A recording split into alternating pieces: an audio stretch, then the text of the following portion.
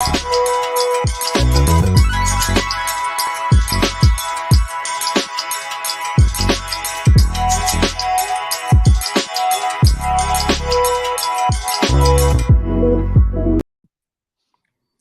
have we learned since the NFL draft? That and more this week on the couch. Matt Schauf. Let's get comfortable. But first, what have we learned since the NFL draft? What's the most important thing we've learned? Well, I have to try to kick back here a little bit because, Sig, I got to say, usually when I start out my podcast, I explode out of the entrance music. Like a Kool-Aid man? This one's got me chilling a little bit. I'm like, I don't know. Yeah. How much have we learned, man? Aren't we all still learning every day? Right, every day.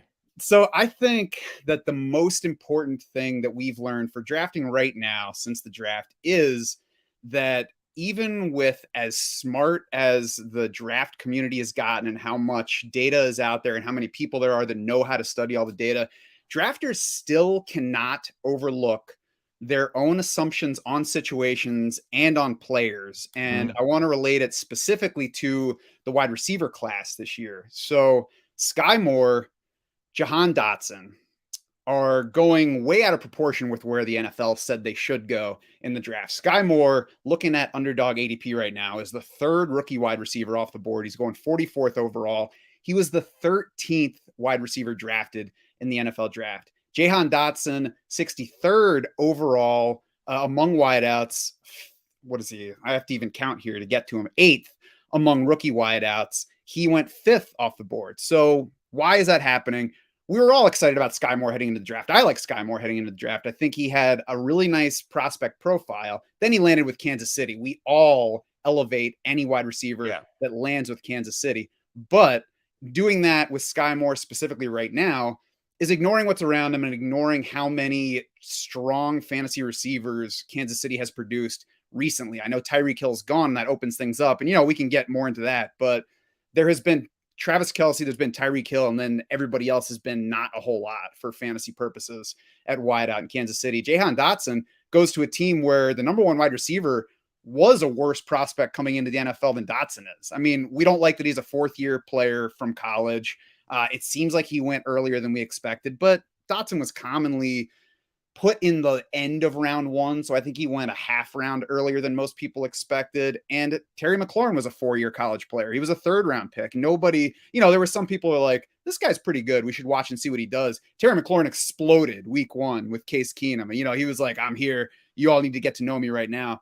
Maybe Dotson does that kind of thing right away. So I think I'm not saying it's bad for one person to like Skyy Moore as their 3rd and to only like Jahan Dotson as their 8th, but I think collectively for us all with our ADP to say that that's where those two guys belong is just wrong. And it's sticking too closely to what we collectively believed going into the draft. Right. There's an interesting takeaway. I like, in some ways, Matt, you zigged where the question was looking for a zag, where the question anticipates what did we learn in some sort of sense of objective information, or at least one person removed, like a beat writer. But I love that your answer really focused on what we should be learning right now is what everyone else thinks, what everybody else in the fantasy football world thinks, because we spend so much time talking about the situations and the reports and anticipating where in the range of outcomes the situation is going to land at different points in the year. Obviously, it doesn't just stay static on one point. And I contend that more than committing to what range in that range of outcomes you think it's going to land, it's more important to understand the range of outcomes where there's more higher ceiling or lower floor, or like you said, then you get to this layer of a perception of a higher ceiling where there really isn't one. And that's actually where winning in fantasy football resides, is figuring out where everyone else is wrong. And we'll see. But there is a lot of things to talk about that have at least gotten on our radar. Maybe you shouldn't change. Maybe you shouldn't overreact, but you should at least be open to what the next chapter is, what the next piece of information is, maybe moving the needle a little bit. Always moving the needle, talking to Matt Schauf, from IDP Blitz, from Draft Sharks. And when I would get just to really fan out and just talk fantasy football in general and go wherever things lead us. There's so many different things to sift through here, But let's just take some of the headlines first, and I'll ask you just how are you handling this, okay? Because you said this is classic. It's one of the reasons I love you, Matt. Usually, especially if we're so busy, it's so funny to think about fantasy football analysts. We're so busy. As my wife says, it's not like we're out there saving lives or something. Although then again, I talked to some dudes this week who are like, maybe we are saving lives. Certainly, we attend to mental health, but we're so busy. And usually I profusely thank whoever comes on. Thank you for taking an hour out of your day. And those of you listening, thank you for taking an hour out of your day. And you said, well, I do have to take an hour off of drafting because it's great. Like I said, it's like a dopamine drip, but it's also just adding data, all kinds of layers of data, but especially what's in the hive mind out there, where are players going off the board, and you can try out different team builds and all kinds of things. So with the focus being, how are you handling this at this moment, June 28th, with your drafts? How are you handling the Deshaun Watson uncertainty? I have stopped drafting Deshaun Watson for now because it sure seems to me like the trend is toward him missing this season. The NFL always waits until it has to do something on these fronts, and I think we're finally reaching a point where it has to. And anything short of a 1-year suspension, everybody is going to say it's not enough. Now, how that holds up legally, I have no idea. But for my purposes, I think that I can, for now, not draft Watson at all and not feel, like I'm missing out on something. Well, what about Nick Chubb? What about Amari Cooper? What about how that then ripples to the rest of the Browns? Good question. I think that the greatest impact is on Amari Cooper. I wasn't, all the uncertainty with Watson, I was never super interested in getting him because I knew that something was coming, and not knowing the extent of that something just made it more comfy to pass on him as long as he was, anywhere in the top 18. I figured I could get enough at quarterback. Amari Cooper is the guy that I was like, man, if he's sinking, I might be missing out on something if Watson avoids suspension. Maybe Amari Cooper is his number one wide receiver. With me expecting Watson to miss the season, Cooper's got to be like low wide receiver 3 range for me to really feel like I need to draft him because I could miss out on something significantly ahead of where he's going. Not say he can't, outperform his ADP. I think he's right around wide receiver 30 right now. And he can outperform that, but I don't think he has top 16 upside. So I'm not worried about missing out on something special by not really drafting him. Now, Nick Chubb has also been a little bit early for me just because of his work split. I think that no Watson increases the rushing volume some, but we've already seen that rushing volume be high the past 2 seasons. So I think we have a pretty good idea of where Nick Chubb belongs. And I think he's going, in the range where he belongs, but I've liked Saquon Barkley more. Sure. So I've been taking Saquon Barkley over Nick Chubb. There are other guys around them. Breece Hall is not far behind. There are enough running backs around there where I can take a running back or take a wide receiver, sprinkle in a little bit of Chubb, but not take a lot. Kareem Hunt has been the most interesting to me because he has multiple paths to be useful for us. He could, just stay in his exact same role. He could find a healthy Nick Chubb, and he could give us spike weeks from what he's done in the past. And he's now cheaper than he's been. He used to be round 5, round 6. Now he's more like round 8, round 9. So from there, I'm already getting value with where I'm taking him. If Nick Chubb goes down at any point, Kareem Hunt gains value there. If they trade him, Kareem Hunt probably gains value there because I would assume that whoever's trading for him wants to give him the ball more. So there's nothing but upside, I think, to where Kareem Hunt is. And, like we talked about with Watson, if he's out, more rushing, obviously going to help the number 2 running back there. Everybody else, like David Njoku, Donovan Peoples-Jones, are probably the only other 2 guys that I would really say I'm strongly looking at. And they're going late enough that I don't really care who the quarterback is. David Njoku is way down in tight end 2 range. So I think, the ceiling is certainly higher with Watson than it is with Jacoby Brissett, but the ceiling is still higher than tight end 19 with Jacoby Brissett. So I'm taking David Njoku because I think he profiles like a breakout candidate at the position, given his talent, given what the team has said with its money this offseason, what the head coach has said about him, how the head coach has used tight ends, both in Minnesota and now so far in Cleveland. Donovan Peoples-Jones is purely a best ball guy. He's going to have spike weeks just because that's how he works. They throw him the ball. They either throw it to him 70 yards downfield or not at all. And that's exactly what I want there. And he's going at the very end of drafts. So I'll take him. I'm not going to be interested once we get to the regular season because I don't think he's ever going to get regular enough targets that I can trust putting him in a starting lineup. Yeah, Peoples-Jones, he's going to get a chance to up his profile, but maybe with Jacoby Brissett. I was just adjusting my projections. I think I have Watson at 5 out of the 17 games played now, just as a hedge. And the Watson situation is, you touched on briefly, but really captured at this point. And it is all public perception. It's a fascinating exercise. And Matt, you've been doing this long enough that we've ridden the ups and downs and unpredictable twists and turns of the NFL discipline looking glass. And it's not predictable per se, but we do understand what drives it. And what drives it is public perception. And what drives it is the public feeling in the court of public opinion. And the NFL doesn't want to be on the wrong side of that, right? You said they wait a long time. They float things. They see what the public reaction is. And they don't want to find themselves where they were in the Ray Rice situation, where they were on the wrong side of public opinion. And we can question the veracity or authenticity of their values, but I think that we can see that they believe that that is aligned with what's important to them, whether it's some value or just the value of money. And that's all trending in the wrong direction with this situation. And it's the heat. They don't want the heat to be on them. And if they go too low with the suspension, whatever is announced when it is announced, then they need the heat to be off of them, whether it be through putting it on the NFLPA because it's the NFLPA and their argument, or saying we were arguing for something more, or getting it right, at least in the sense of what won't get the public against them. Now, going through that Browns offense, I want to touch on a bunch of things you said. The Hunt trade thing, I think, is the exclamation point, but it's a little light one in the background because there's been so many drip where people talk about, well, people are talking about releasing Hunt. That's not going to happen.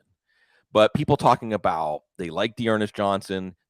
Dearness Johnson's not playing under the RFA tag. They got him into a guaranteed contract just for this year. It's a minor contract, but they're comfortable with him. He's not going to play this exact same role as Hunt, but they're comfortable with him. They drafted Jerome Ford.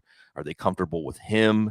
So now you have a potential where, especially if a running back goes down in training camp, Hunt, we know he's a starting quality running back. He's reasonably priced, and that's a big upside for him. But you also hinted at the ADP. This year, the running back dead zone is alive. 5th to 9th round picks, going fishing in those waters, there's going to be some bites. And you can build that into how you approach building your teams and your best ball drafts. Hunt is part of that. I like Nick Chubb. I agree with you. Barkley over Chubb. Barkley over Chubb on the Dable redemption story, on he's getting moved around, rational coaching, an organization that's not depressed and morose anymore, you know? But if Chubb is staring at me in the 3rd round and mid-3rd round, Barkley's long gone, I still like Chubb. Gives me the warm fuzzies, right? Like he's going to overcome anything you put in front of him. He's going to run through it. I still like him in the 3rd round. Cooper, I'm staying away from. I think I can picture so few, not even best case scenarios for him, even just the median case scenario. I feel like he's a player whose star is falling right now, especially in the situation. And Njoku, I like how you captured him as just a bet on talent, right? And we'll see. He's going to get a bigger opportunity. They're paying him like he's a key part of the offense. Let's see if he can produce that way at that price. Why not? Go ahead. You have something to add? Well, I was gonna say it doesn't help Cooper either that he's never really given us that true number one wide receiver production before in 2 other cases. And yeah, Njoku, like if the opportunity were exactly the same this year, or even if he had signed with another team in free agency on like a 1-year deal, I'd be like, all right, we'll see. But the fact that the team was like, we're gonna franchise him, we can't let him go, and the coach is like, we love the way he's developing, he's gonna be a big part of what we do. I'm like, all right, as long as you're in tight end 2 range, I'm on you this year. Yeah, and just as a punctuation mark, although there's to be continued ... punctuation wise on this Watson situation. You're in Rachacha, so you're in the Great Lakes, Rust Belt area. As we watch Cleveland, how much of this do you feel like is karma or destiny, or just Browns are going to Browns, or at the very least Jimmy Haslam is going to Jimmy Haslam, as you've watched this unfold? Or am I just getting too starry-eyed here? I think it's Jimmy Haslam's going to Jimmy Haslam. That's what I've gotten the most. I mean, I don't believe in some overarching karma because I don't think the Browns as a franchise historically have done anything to deserve it. But Jimmy Haslam is certainly chasing stardom and whatever and misstepping along the way Yeah. to doing that. It's just smacks of an owner decision, right? I still think there's a pet cemetery angle here that things don't come back right when you bring them back from the dead. But I feel for Cleveland fans. Hey, they got the Cavs championship. It's been like 6 years. That I was mean, they were close. These Browns were close with Baker Mayfield. And it's like yeah. all of a sudden they were like, Baker Mayfield sucks because last season his shoulder didn't work. It's like, guys, he's had 4 seasons. 2 of them weren't very good. 2 of them were pretty good. I think at least to me, he's at least earned the let's see how year 5 goes. Yeah. Well, the odd thing about the NFL is the NFL, when it comes to quarterbacks, Matt, is incoherent, right? So impulsive because teams were willing to give up good draft picks for Sam Darnold and Carson Wentz when they were horrible. They played affirmatively worse than Baker Mayfield. I know Baker Mayfield wasn't good last year, but 2020 Wentz and 2020 Darnold were bad quarterbacks, like affirmatively bad quarterbacks. And organizations gave up good draft picks for those quarterbacks. And Baker Mayfield, Cleveland has to decide how much they're going to eat of his salary, like he's Brock Osweiler or something, just to move him off the roster. We'll see. By the way, on Baker, really quick, because I think this is a quick answer. If he goes to Carolina, are you going to change any projections, rankings if he goes to Carolina or Seattle? I'm not changing. Well, I'll bump up the Seattle wide receivers, but I've been drafting him right now as though he's going to one of those places. Like if I have a Seattle wide receiver or if I have a Carolina receiver, I'll add late Baker Mayfield and hope that he goes to one of those places, especially in those super flex drafts where it pays to have that extra quarterback wherever he is. Yeah, Baker, in some ways, it feels like he's being done wrong by the NFL market. That again, you have to pay someone to take him off your hands if you're the Browns. But again, there's those commercials and this idea of the way he carried himself, and there's a sense of, hey, what if you really accomplished? And I wonder even if Progressive is going back in their investment and questioning it. Well, for one thing, I got to say, I think Progressive has done absolutely right in its investment in Baker Mayfield because he's been terrific in those commercials, way better there than he's been in real life football. I think it's goofy how the NFL has historically treated woman beaters, and yet we consistently hear about character concerns for guys who are immature. I mean, right. How many guys have you known along the way, whether on a sports team or just in life, who are just kind of immature? Like they're married, they have kids that don't hate them, but they're just like you're kind of a jerk. I mean, some people are like that. If that's the case with Baker Mayfield, and that's what's keeping people from not wanting to let him be their quarterback, that's goofy, I think. No, you're right. I mean, this is the stuff that people really need, right? I mean, we swim around fantasy football all day, and people listening to the show obviously are hardcore about it too. But there's so many things we don't talk about, or we don't at least have full discussions in the public square about. And certainly, and this circles back to the Deshaun Watson issue too. And this is where you get that slippage between the NFL's stated values or the values they want you to think they have versus what the actual values are, right? Isn't this the thing like we teach our kids? What you do shows what matters to you, not what you say, what you do.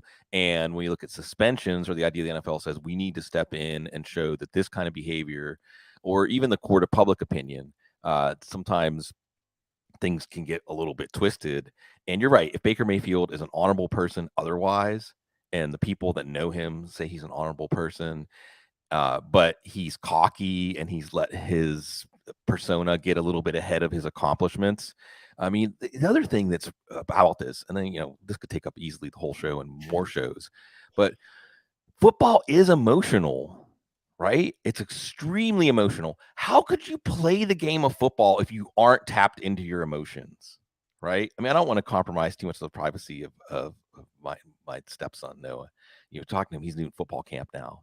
And we were in the car and he was like, I can't wait to have the chance to take my anger out on somebody, and push somebody, and channel my anger. And I'm like, wow, he really gets it. He really gets it. Like, this is an origin story of how you become a great offensive lineman, right? You channel that emotion. So football is an emotional game. It's irrational. Right. They ask you to go out and do irrational things better than anybody else, and yet they're like, wait a second, that's not how you're supposed to behave. Right. You're getting a little over the line there with how you feel about putting your body into this clash and putting yourself in this vulnerable spot like at every moment.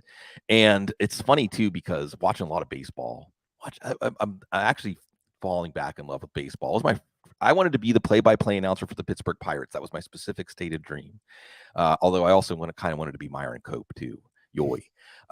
And getting back into baseball, it's been fantastic. I don't want to steer this into baseball. I don't know how many baseball fans are out there.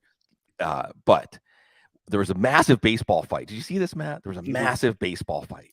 Mariners and the Angels, and they were like pitching inside. There's a couple of days like hitting each other. Mike Trout throwing at Mike Trout's head and all kinds of stuff. And then there was a brawl, and it was a real brawl, like a bar room brawl. Like if you remember at the place where you could get in when you were in college, you didn't have to have an ID. They would let kids that were 18, like how those places would turn. It was Chuck's at Syracuse, and you just saw baseball fights are usually, hey, that hurt my feelings. And football guys are basically fighting on every play. I mean, they're going at it. So it's an entirely different thing. So of course emotions are going to run over.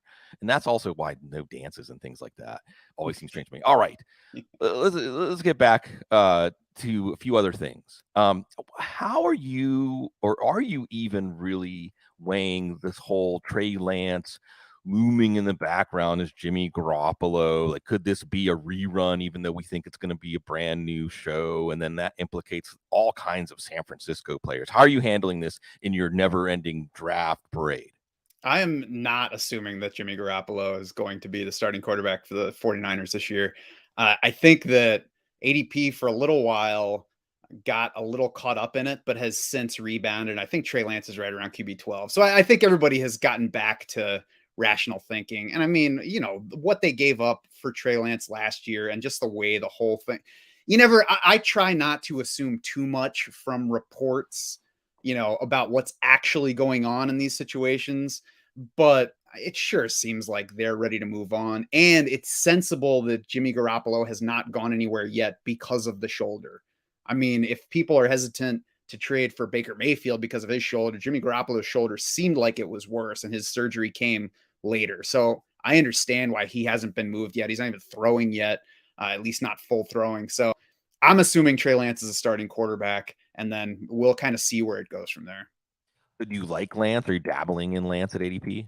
I would say I'm dabbling in Lance. He's not somebody that I'm chasing hard just because I think he's appropriately priced right now, and because I think he and Justin Fields are very similar in terms of, I guess, floor and ceiling. It's tough to weigh in the Kyle Shanahan effect because I think right. there's, I think he's good.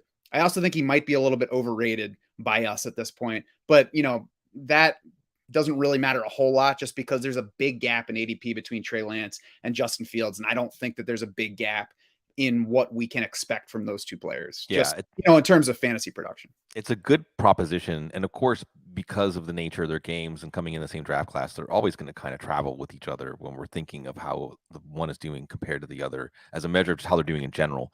I think you're right. Or the proposition is, how much does Kyle Shanahan matter, or how much does supporting cast matter? Offensive line, the quality of the weapons, and there is a gap. I would argue that the gap doesn't reflect how big the gap is, just because I think Chicago's supporting cast is the worst in the league. The worst. And you have a new coaching staff. And so we have to temper expectations, although that could also create the chaos or the, well, let's just try it attitude that makes Justin Fields go off in a fantasy way, even though the Bears are going to go 4-13. And Trey Lance has all that structure and all that quality around him. So I like the way you frame that. Elijah Mitchell. He's fairly priced right now. I'm not interested because historically Kyle Shanahan backs that got as many carries as he did last year declined. Every single one. The next year they got less, and they drafted another running back in the 3rd round. So Elijah Mitchell's the best bet to lead that backfield again, but he's just not a great bet to week after week get the kind of carry total and share that he got last year, especially with now a running quarterback entering the mix and stealing goal line carries. So what your answer about Elijah Mitchell got me thinking, Matt. And I am always self scouting trends. I'm into trends. All right. However, I'm always when you have a hypothesis, right? It's hard for me to buy into a trend unless I have a hypothesis that at least tries to account for the trend, right? Or otherwise, you get into like draft running backs who were born on a Thursday and things like that, right? So I'm curious on this in particular. Why do you think it is that Kyle Shanahan, the running backs are like chain smoking and we just churn through them? Do you have a hypothesis, or is this one you're saying like I've seen it happen enough times and even maybe been burned by it enough times that I'm gonna abide? Well, I think there are a couple things. So one, I think that he knows, and probably better than the rest of the coaches in the league, what we all talk about all the time is that running backs running backs don't matter. And obviously that doesn't mean it doesn't matter what running back you have. It means that they're all a lot closer in terms of what they can do regardless of talent level than we want to believe they are. And the way that he has used them ever since getting to San Francisco clearly indicates that he believes that. That's why he drafted one in round 3 and one in round 6 last year. And he played the 6th rounder after Raheem Mostert got hurt, who was an undrafted free agent. You know, all these guys that entered the league as nothing exciting and then produced something on the field for him. So there's that. There's also always luck involved in, you know, getting the high touch count. I'm not saying it's completely luck for a player to get a lot of touches, but luck goes into it. Elijah Mitchell was not their starting running back to enter last season. Raheem Mostert was. And then Mostert got hurt and Elijah Mitchell got carries because he had outplayed Trey Sermon to that point. So, you know, there is the skill of earning that over Sermon. There's the luck of Raheem Mostert getting out of the way. So just, you know, sheer luck wise, I think that there's probably more competition for touches this year. And I think now too, I've trained myself to work a little bit more in probably as opposed to definite. Cause I think this gig makes you, you know, give your hot takes. It makes you plant flags and say, this is what's going to happen. And yeah, sometimes you should do that, but there are also lots of times you should say, yeah, this is what I think is going to happen, but it's all, you know, you mentioned range of outcomes. It's all in range of outcomes. We're not, none of us is sure about absolutely anything that's going to happen. And Elijah Mitchell, the only thing, there's nothing I'm sure of with him. So, like I said, I think he's fairly priced, and I'm not telling anybody not to draft him at RB24, but I don't think he's a screaming value at that point because I don't think he's going to be used exactly the same as he was last year. I wouldn't necessarily say he's a screen, but I like Mitchell, but I'm optimistic and I buy into these narratives. And I, from a very simplistic point of view, think, well, he showed he can do it and he meshed well with the scheme. Now, the health is a different question because he also got dinged up like every 3 weeks. That's why we got to remember Davis Price. Go ahead. What do you want to say? Well, so Mitchell specifically to me, the reason that I'm a little bit more hesitant on him is he was a 6th round pick. He didn't split away from teammates at Louisiana. I mean, he was not a heralded recruit. He landed there. He was splitting work with Trey Ragas, and I don't even remember the name of the sophomore back that was stealing targets from him in his final season there. So he went from that. He tested great. He was still a 6th round pick. So he showed last year he could do it. I also think that if we're looking at the entirety of his, you know, still young history, but if we look at everything, it's like, well, this is a player that we should still be a little bit hesitant to trust fully. Yeah, and it's all fair. Look, we can get the sword and shield on and specifically debate, do you take Elijah Mitchell in the 5th round? Mm-hmm. Really quick, just to add a little bit of background, who are you taking around the time that Elijah Mitchell is going off the board? I like AJ Dillon better right there. I think there's a higher ceiling. I'm also, I think I'm generally more wide receiver. I'd have to look at the players, and especially because I've been doing super flex more lately. But actually, Miles Sanders and Clyde Edwards-Helaire are both behind them. So if I look at Elijah Mitchell and I say I can either take him there or I can wait a round or two and get one or both of these guys, and then Kareem Hunt is after them. Exactly. And, you know, you go past that and there's Tony Pollard. So it's more a matter of I don't feel like I need to take him here because I can get these guys later than I specifically want this guy ahead of Elijah Mitchell. Wow. Like you really just, I think you and I are having a lot of agreements, a lot of alignment on, again, the running back dead zone being alive and how you really just need to make one running back pick in the first 4 or 5 rounds and just get that pick right. Make sure you, man, if you can nail that pick, then you can come in behind that and get all kinds of darts to throw at your running back too. And we like a lot of the same names. There's the unknown upside of Dillon and Pollard. Like I was just saying on a show earlier this week, it's like the powder and the flame haven't got together, but if they do, and maybe things will remain in between them. But we know that Dillon and Pollard are like volcanoes going to erupt. Maybe not this year, but that's the kind of thing that changes your league, changes your draft, makes your season.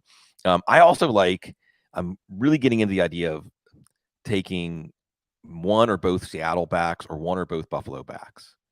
With Seattle, it's because of the commitment to the run, and with Buffalo, it's because of the quality of the offense. I think there's a lot of possibilities there. But like you said, it's an alternative where you're looking at Edwards-Helaire and Sanders. These guys are layups. These are layup picks. Are you kidding? In the 6th and 7th round, the lead backs and good offenses. I mean, I know they don't prove that they can stay healthy or not fumble or whatever. I don't care. Right. In the range of outcomes, what you're getting, what they represent at their ADP is easy money. So you stack a few of these bets on each other for your running back too, and you don't have to worry about the 3rd, 4th round running backs this year, although I still like Nick Chubb.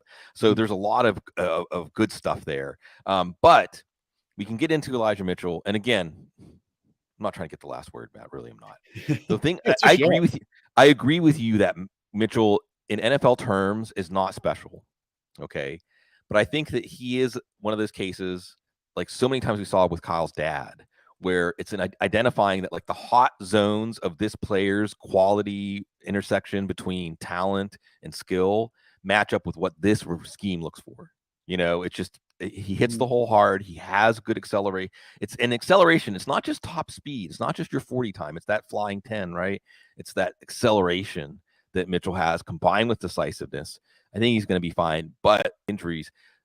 Tyrion Davis-Price is late. Maybe spell out all the first letters of the sentences and it says take Tyrion Davis-Price late because you're attached to a good running game. And there's this fungibility, this churn with the Kyle Shanahan running backs like you led with Matt. So, trying to flesh this stuff out for you. Okay, look, I feel like you and I have done a lot of shows together, but at the same time, we haven't just got to talk. So I've got a bunch of topics about things that came up over the last 2 months or so that I want to touch on them, but we can do more like going back to the original On the Couch. You used to have 2 guests and I would do a word association where really the point is like, I'm just going to say something. And you're just going to say the first thing that pops into your head from a fantasy standpoint. And we'll try to get a bunch of these in and then we can really stretch out, maybe do more than 10 minutes. And I got time to hit it all. My kids are old enough that I don't have to be tending to them all the time. Right? You don't have to worry about like a smoke alarm going off or something. That's right. It's good. That's a good feeling. That's a really good feeling. Okay. So I'm just going to word association. We're just going to touch on a bunch of things, right? Okay. New England offensive coaches, Bill Belichick, Matt Patricia, and Joe Judge. That's my association. It makes me start to giggle. Yeah, I think so too. I mean, it's fun when Bill Belichick's down there on the field snapping the ball to Mac Jones. Zach Wilson bulked up, new body. That's it. That's another one. I mean, I guess, it's good for Chipotle.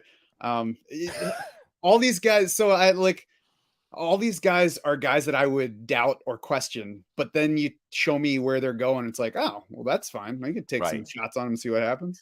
Right. Again, that's why fantasy football dwells in the gaps between the perception and the range of outcomes, because you can say, boy, I don't want to in on that. And then if everybody's thinking that to an even greater extent, there's a possibility to profit. I'll just say the name, Treylon Burks. Man, I can't wait until he gets to the season because he seems like the guy that once we get to October, we're either going to be like, we shouldn't have ignored the red flags, or I can't believe we thought those were red flags and forgot that this guy is just good at football. So, again, if he were if he were like wide receiver 30, I'd be like, somebody else can take him. But he's creeping into the 40s now, and maybe to the mid 40s. And we'll see how that changes too once we get past best ball season, because there are still some differences between best ball and lineup setting drafts. But certainly he's a player that I'm watching in any draft to see if he falls past ADP and then scooping, because I think that the ceiling is more enticing than the basement is worrisome. Yeah, Burks.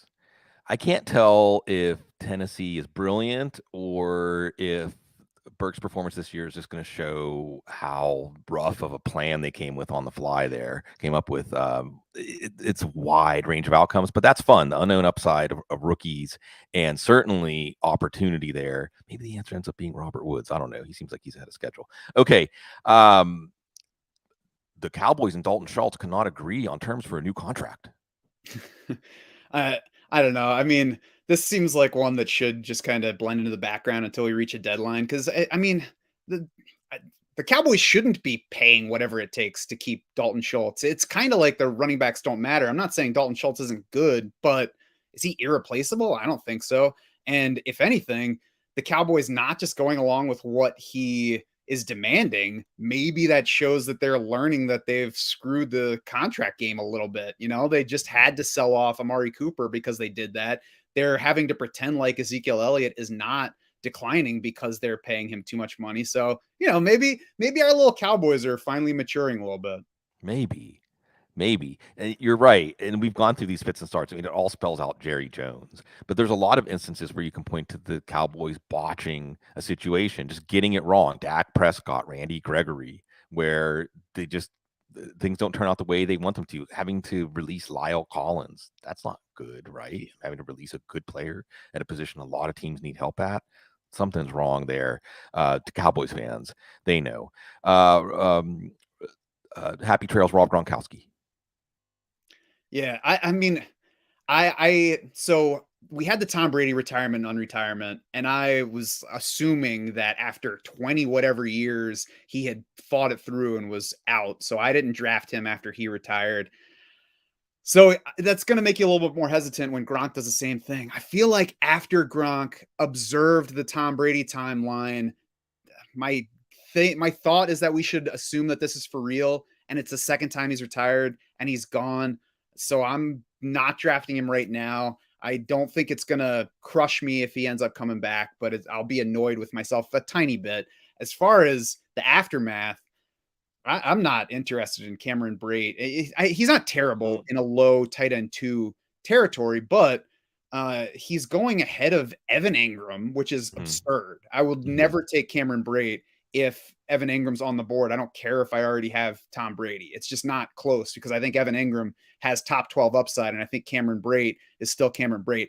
And the past 3 years in Tampa, he has played less than 40% of their offensive snaps. 2 of those years, Rob Gronkowski was around for. So that's including 1 year before Gronk.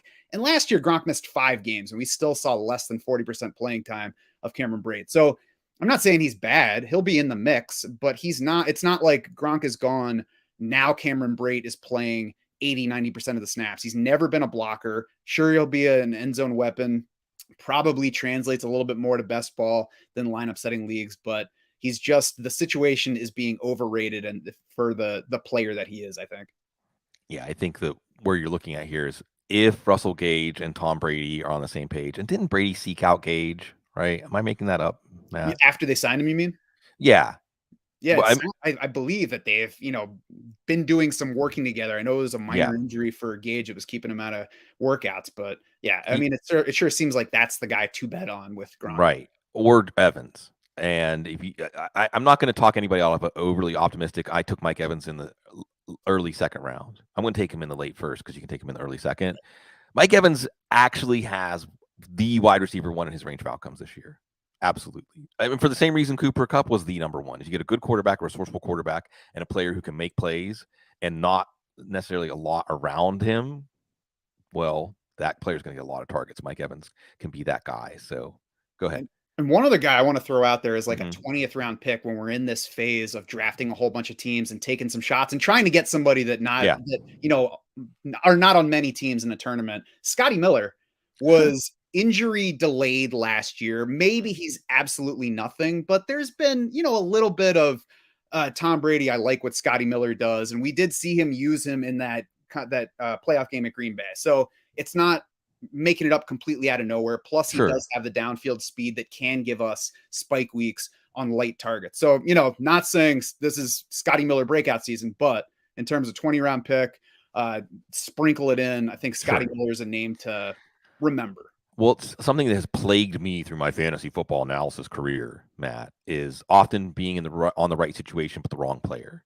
And let's just say that let's see, especially with and the thing that we haven't said is Chris Godwin might be slow to come along. So that's why with Gronk not coming back, at least for the beginning of the season, isn't it weird, awkward even that Drew Rosenhaus was like, I'm just saying it's my opinion that if Tom called him during the season, maybe he would come back. Okay, Drew. And Drew Rosenhaus is one of those people that when Drew Rosenhaus speaks, you listen, and so I certainly took that under advisement. But it might be Tyler Johnson, it might be Cyril Grayson, Right. it might be Jalen Darden. Who knows? But let's see who emerges from that big group of guys trying to make the roster and maybe even be the third wide receiver to open the season, which in this offense can be valuable and then give you an opportunity. Opportunity can beget more opportunity if you're good. Since you went there, and then we'll get early into the rails. Give me a few more names that once you're getting to that end of the roster, and it doesn't just have to be for uniqueness. Because I had a discussion earlier this week about the big best ball tournaments and uniqueness and trying to create uniqueness in your roster. But do you really need to be all 100,000 teams or whatever the number is when you get to week 17? No, you're just beating the other survivors. So maybe the old MFL 10 strategy of just be the best out of the 12 teams, like try to be the best out of these 12 teams that you drafted with, is simplistic, but the best strategy to get a team that survives to week 17. And then let's see from there. And so whatever the strategy is, whatever the team build is, who are some other names that you're seeking out in the last few rounds to fill out your roster? Yeah, and to your point, it definitely matters by tournament because some of these tournaments have a lot of teams in that last round. So certainly the uniqueness matters more there. And I think what you want to do if you are going for that unique player, it's stacking somebody with a quarterback you already have rather than just taking a wild guess on somebody. So, there's a little bit more value built in. But on the players that I like front, Zay Jones is a first name that pops to my mind all the time because Jacksonville, okay, for several reasons. Okay, first of all, way back when he came out of college, Zay Jones profiled well. He tested great. He had terrific market shares in college. He didn't really translate his speed into the yardage production in college, and I guess it turns out that was a red flag. He did not deliver in Buffalo. He ended up going to the Raiders. But late last season, he had a really nice stretch to close the year for the Raiders. Now, if that had spiked him in the rankings this year, I'd be like, yeah, well, we've got a lot more bad than we have good behind him, but it hasn't at all. And even though the offseason produced Jacksonville paying him, a pretty good sized contract, a similar contract to what Marquez Valdez-Scantling got from Kansas City. And I know they also signed Christian Kirk. They also signed Evan Ingram. They also have Travis Etienne. They also still have Marvin Jones. So Zay Jones might not be anything, but he's wide receiver 93 on Underdog right now. So especially if you already have Trevor Lawrence, I think that there's nothing but upside from that level. You're not betting on anything. You're saying maybe Zay Jones will give me two good weeks, and anything beyond that is amazing. We mentioned Donovan Peoples-Jones. I think he's best ball specific because, like I said, I don't think he has a shot to grab that regular role. Romeo Doubs is interesting, and I'd be curious to get your thoughts on him because you're much more of a film scout than I am. But to me, like, he's the kind of player that in college, there wasn't quite enough to love him as a prospect, but there's just enough to say, this guy's interesting. And then after Green Bay drafted him, the coaches are like, well, what we like about him is that he's polished. And you're like, oh, okay. That sounds like the kind of player that might stand out to Aaron Rodgers early. And you look at the opportunity, there's not a lot established there now with what they got rid of this offseason. So there's immediate opportunity. He's going very late and enough on the prospect front that he's attractive as a player. Yeah, there's some things. Again, I want to stay with this theme of right situation, maybe right player, maybe wrong player. Take your shot. Green Bay and Kansas City, you mentioned Skyy Moore at the top of the show, both represent that. And like you said, the key with Doubs is he's more pro-ready than Christian Watson. And we'll see what that does. But in Green Bay, it could be Alan Lazard, it could be Randall Cobb, it could be Aaron Jones, A.J. Dillon, you mentioned. Aaron Rodgers and this offense and this team will still be viable very much in the top half, if not top quarter of NFL offenses, at least in terms of efficiency. Somebody's probably going to benefit. Kansas City, similarly, Juju, Marcus Valdez-Scantling, we mentioned Edwards-Helaire. Like the collective ADP of these offenses are underestimating the quality of the whole of the offense, and it's just figuring out which cup is going to get full from that offense. Take a shot. Now, Jacksonville's a little bit tougher because, like Green Bay and Kansas City, there's uncertainty about where the emphasis is going to be in the offense, who's going to rise to the occasion. There's less to divide up, but not as little as last year, right? I was mentioning this on a show earlier this week. Whatever your least charitable picture of Urban Meyer is, I don't care if you're the president of the Urban Meyer hater club, it was probably worse than you think it is there, which means it's going to get a lot better this year. And Zay Jones, all those guys you've rattled off, all of them are really putting a chip on the idea that things are going to get Trevor Lawrence, right? Things are going to get better this year. And you can catch that updraft in these players growing. Another late round wide receiver, and this goes along with what you said about Peoples Jones being a best ball only pick. Mr. Scamper's in the chat room bringing up Devin Duvernay. I like that one. He's a big play player from the slot. And if defenses are trying to bracket Mark Andrews and take away the run and have heavy boxes, that's where Duvernay, especially, I know Prochet is a slot player too, but I think Duvernay he has the speed to get behind defenses. We'll see if Lamar Jackson can get that deep ball dialed in. Lots of drafting, lots of thinking about all the stuff, big picture. We've got plenty of time though, like a month until training camp is really rolling and we get more data and start changing. And this is a time to relax.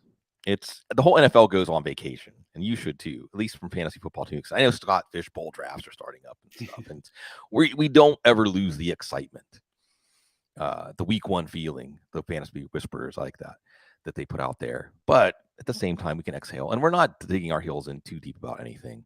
Mm-hmm. So it's good to have a nice breezy conversation with my friend Matt Schauf. And Matt, I feel like as we go off the rails, I mean, I really feel like when I got into fantasy football, you were there. You were already there. When did you start? When was the first time you did something quote unquote professionally for fantasy football? The first thing I did was write a weekly column for the Daily Star in Oneonta, New York. And that was because I was the one guy on staff that played fantasy football at that point, probably for, 2 or 3 years. And the sports editor was like, "Hey, you want to write a fantasy column?" And I was like, "Yeah, sure, I guess so." It sounds more fun than I'm doing now. What year was that? It was 2002. 2002. Yeah, that sounds right. That sounds right. That's great. That's great. Really quickly, because I always make the show about me. I've been to Oneonta. It's close to like the Herkimer Diamond Mines, right? I've been to an Oneonta Yankees game. Mm-hmm. I don't know if I still have the foul ball I got at that game. I want to say that I had the new Air Force Ones. It was like the early 90s, when the sneaker thing was just getting started. We'd go to a place called Gus's in Brownsville, Pennsylvania, and it was actually like his living room. I don't know how he got the shoes, like something to do with high school basketball. And he would get the shoes before they were on the market. And you could have like the newest, hottest sneakers before anyone could buy them in stores. That's why I remember that so well at the Oneonta Yankees game. So if you weren't doing fantasy football, Matt Schauf, again, Schauf, Schaufds, one of the best people out there. What would you be doing? I don't know. It's been so long at this point that what were you doing before fantasy football then? I was a copy editor, and I would probably be doing something along those lines. But honestly, I was getting restless anyway, so I probably would have found my way to something else, something in the writing, editing vein. And things things have changed so much along our path that I'd probably be doing something that I wouldn't have guessed, because I certainly never thought in college that doing fantasy football was actually a thing that I could possibly do. Even when I was, even when there were 3 people on Yahoo who were doing fantasy stuff year round, I wasn't like, "Oh, I think I can probably do that at some point." It just wasn't a job. Right. It wasn't. I feel very fortunate. And there's a lesson here about taking risks before it's obvious. That's what makes it a risk, right? I mean, taking risks. Because I quit my office job in 2006 after I got hit by a car, and a lot of other things happened pursuant to that. I lost a friend in that accident, which fulfilled, for those of you for hearing this story for the first time, was my origin story. Really, in trying to be a fantasy football professional, was that, like they say, you could be standing on the side of the road and get hit by. I know, really, I can tell you, it does happen. Sometimes you're just standing on the sidewalk and a car hits you and changes your life because you realize, I can't wait for someone to roll out the red carpet to the life I want. I have to try to make it. But fantasy football analyst wasn't a job then. I just quit my job. I cashed in my retirement and said, I'm going to give it a year.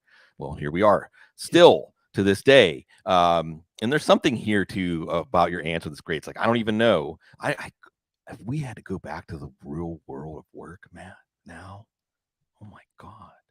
I'd probably be doing something much more boring and be like, well, I guess I have to do this for work, and then I'll find something else to right? fill me on the side the way that fantasy used to Well, before I was doing it for work. and I feel well, because I was doing it instead of my work. That's part of my Right. origin story.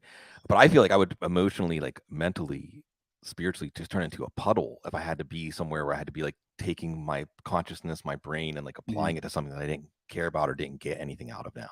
Yeah, I think if I've thought about it because who knows how long you can stay doing one thing. So if the government suddenly outlawed fantasy football completely and this Mhm. weren't a viable path anymore, I would probably go into something that let me uh, impact children. Like, Yeah, I don't, a camp counselor is not a job, but whatever a real job is sure. that's closest to that is Yeah. probably what I would try to get into because I do coach my son's baseball team. Yes. That's probably the most fun thing that I do right now. The It's fantasy stuff is, intense. I honestly, the fantasy stuff's second to that because it's just, it's just fun to see that you're impacting them regardless of how Yes. well you're actually teaching them the sport. Yes. Oh man, I could now. Really, I wish we had brought this up at the beginning because I just went through a whole journey with this just this year, right? It ended up that, and I like the way really quickly as an aside on that. I was again mentioning this. Down here in New Orleans, people really care about teaching the next generation what they know. Like it's so important. It's so much more important than making money, especially as you get older, off of what you know. Making sure somebody's going to carry it on. And I was talking to somebody at a kid's birthday party and told them about that. And they said, I think that's when you become an adult. When you realize that, passing on what you know to the next generation is actually the most important thing that you're here to do in whatever form, whether it be through parenting your children or, like you said, being a kid's baseball coach. And the baseball coach, baseball team, our 9-year-old was on one of the teams. The coach bailed on the last second. So this other coach who actually did basketball and flag football stepped up and the Carrollton Boosters is the name of the group, the big group down here that does kids sports, and they tabbed him. And then he was looking for assistant coaches, crickets, tumbleweeds from the rest of the parents. So I'm like, well, I know enough about baseball. I can be an assistant coach. I can third base coach. I can help kids with their swing and things like that. 9, 10-year-olds, first year kid pitch. What age were you coaching? That's what I'm coaching right now is first year kid pitch. Oh my God. First year kid pitch is just a mess. Oh yeah. The humanity. It's funny. I kind of stumbled into it last year too. Yeah. The league. So my son was in his last year of coach pitch, and the league was like, "We don't have enough coaches to start the season. Yeah. We got to have somebody else, or we're not going to be able to play." And I was like, "Fine," because it's a time of year where I do have some fantasy deadlines coming up. And I was like, I don't know if I can commit, but I was like, fine, they need somebody. I know that I could do the coaching thing. I'll figure out the scheduling part of it. And it was, terrific. So this year I just signed up to do it without having to be asked to. I'm probably there too. Yeah. I'm probably there too because it's been really impactful. It's been a really intense experience and very rewarding. So much more rewarding than I was ready for or expecting. And like you said, to actually have an effect on the kids is amazing. And this is why teachers are heroes. All the teachers are heroes. We should hold teachers in the same regard we hold like first responders. I mean, they're heroes because what every kid needs more than anything else is the feeling, sorry, Joe, that someone gives a shit about them, that someone sees them and hears them and like they register on someone's radar and that person cares about them. And teachers do that for so many kids, and coaches can do that for kids too. It's an opportunity to do that, which just fills you up with an amazing energy. But what I really like, Matt, is getting to know the kids. Mm-hmm. They're all so interesting and so different. But what really blindsided me here in New Orleans is this isn't just New Orleans. I mean, I think maybe it's more of like an urban thing, is the travel kid baseball culture. You familiar with this? Mm-hmm. Oh my, this has changed since we were kids, right? It wasn't like this when we were kids. Oh yeah. Right? So there's the travel kids. Every team has 2 or 3 kids that are on the travel baseball team, and they already carry themselves like they're adults. The way they wear their uniforms, their bags, their massive equipment bags with every piece of equipment known to man, and there's a lot. You spend thousands of dollars on baseball equipment now. Clearly, they have private lessons or private coaches. They're 9 or 10 years old. They haven't hit puberty yet, and they already carry themselves like they're like a craftsman, and it takes a heavy load on their psyche. Mm-hmm. Right. And what's interesting about it is they all know each other. They all are taking tabs of, okay, who we're playing this week. Here are the travel kids. Oh, it's whatever, this kid. And they jabber at each other. They trash talk each other mercilessly, enough that the umps have to tell them, knock it off. I mean, they really go at each other. But as I was talking to one of the travel kids about it, and he confirmed it, I think it's just to release the tension of Yeah. all the pressure they are feeling and that they put on themselves. You can tell that they're competing against an ideal. They're not competing against each other. And they're 9 and 10 years old. And on one hand, I'm like tipping their cap, like, wow, I'm tipping my cap to them at game recognized game. But on the other hand, I'm like, that's a lot Right. at that age. Anyway, it just really floored me. I had no idea. And now I feel like the whole youth baseball system is really just to create these travel teams to compete against each other, which doesn't feel great. Well, I will tell you that I don't think that it's quite that serious up north here. I know that in the South, baseball is especially, I mean, football too, but Oh, I man. think the whole system gets a lot more serious. We do have travel up here.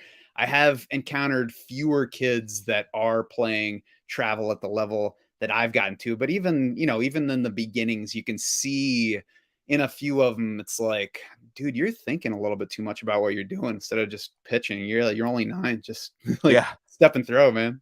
Yeah. I mean, like the goal is that as the coach, especially at this age, is that the kids still enjoy playing the game at the end of the Mhm. season. Then you did your job. Right. There's so many other things I wanted to get into real quick because I want to try to touch on a couple of these things, okay? Because we've been around this thing for so long. What is your favorite thing about the fantasy football world that has changed in the last 20 years? Probably best ball drafts. I mean, Yeah. every time I do it, it's not like something that I do because I feel like I need to keep up. I'm like, oh man, I love doing these drafts. I don't know why these weren't around earlier. It's just, you know, it's different and it takes a little bit to get the difference if you've been playing a different way for Hmm. so long. But I feel like I have leaned into that difference and get it better now. And I feel like I'm doing well with it. I've always enjoyed, finding a new way to play fantasy because I think that Hmm. my strength is adapting to different Hmm. drafts, especially if it's a format that not everybody is familiar with. So, now that I've gotten in, and especially now that they've added these super flex tournaments this offseason, that's the kind of thing I love. It's like everybody's doing this and everybody feels like they can do this, but I'm like, I feel like this is something you guys aren't doing that you should be doing. So that's probably my favorite aspect of actually playing fantasy football is feeling like I might be getting something better than, other people around me are.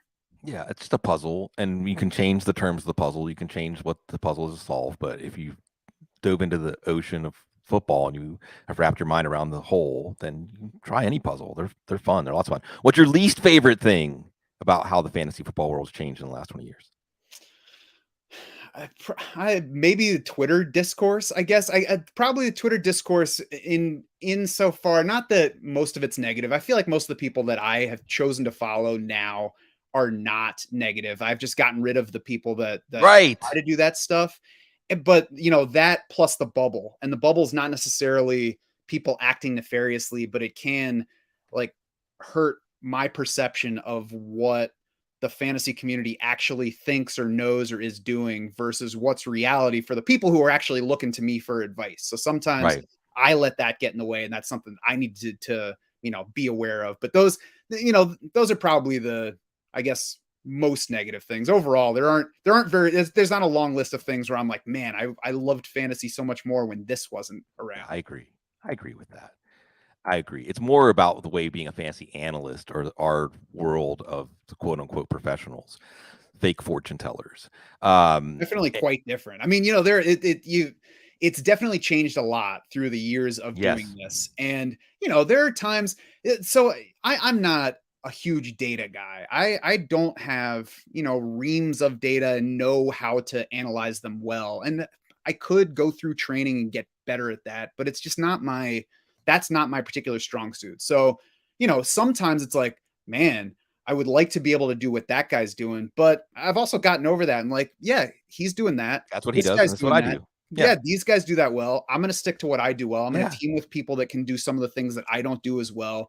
And, we'll just adjust because that's where we are right now. Yeah, it's because we're getting old. We can accept that. That's the puzzle of life. Like that's what they do. This is what I do, and that's okay. And it's also like you mentioned something that reminds me of the great Cecil Lammy. He says when he says a struggle or something, he says, "What can I learn from this? What can I learn from this?" And I'll make a quick Twitter rant, even though I'm doing what I'm about to rant about. Stop signal boosting bad takes. Stop signal boosting things that are you want to say, look at this. This is ridiculous. You only have so much breath. We only have so much bandwidth. Don't spend it on the stuff that's not worth thinking about. I don't care if there's people out there saying bunk things, okay? But I'm talking about people that are using Twitter in a bunk way. There's my Twitter rant. But look, so much about Twitter, so much about fantasy football is being right. And as we've talked about, and as I've mentioned, fantasy football is not about being right. It's about being the first one to realize that you were wrong. Stay classy, everyone.